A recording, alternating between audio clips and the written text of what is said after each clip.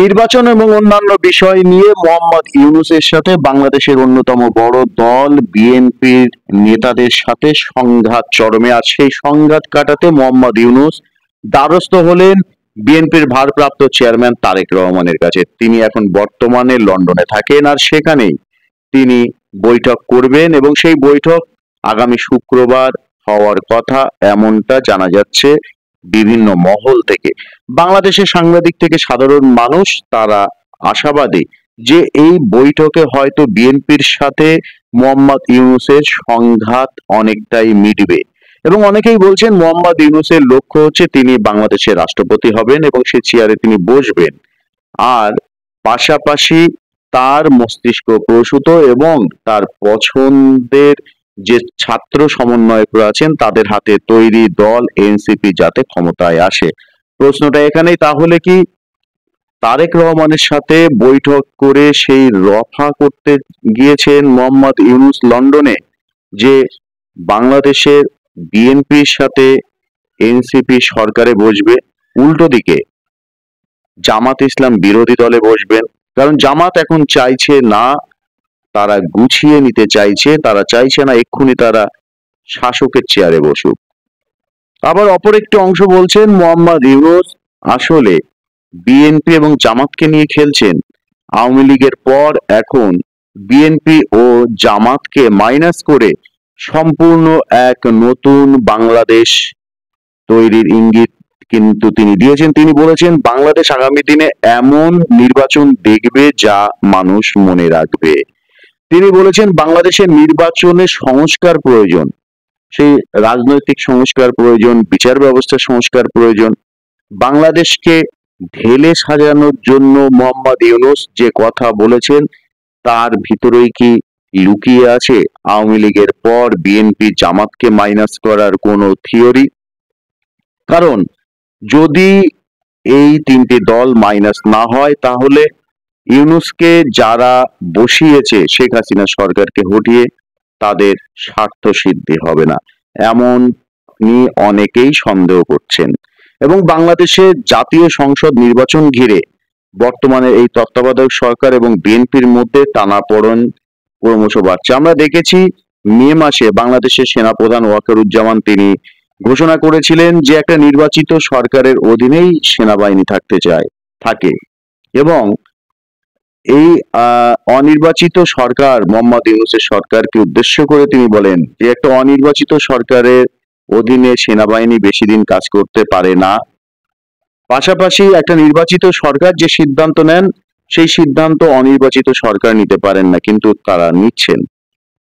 এবং এইরকম একটা পরিস্থিতির পর মোহাম্মদ ইউনূসের সাথে তারপরে বিএনপির সংঘাত লেগে যায়। বিএনপিও দাবি করে ডিসেম্বরের মধ্যেই নির্বাচন করতে হবে ওয়াকারুজ্জামানের মতো। তারাও একই সুরে কথা বলতে শুরু করে।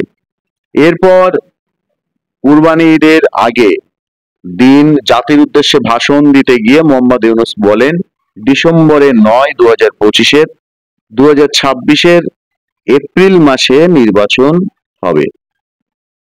এত বড় দুটো শক্তি, অর্থাৎ বাংলাদেশের সেনাপ্রধান এবং বাংলাদেশের প্রধান বিরোধী দল এবং বাংলাদেশের অন্যতম বড় দল বিএনপির সাথে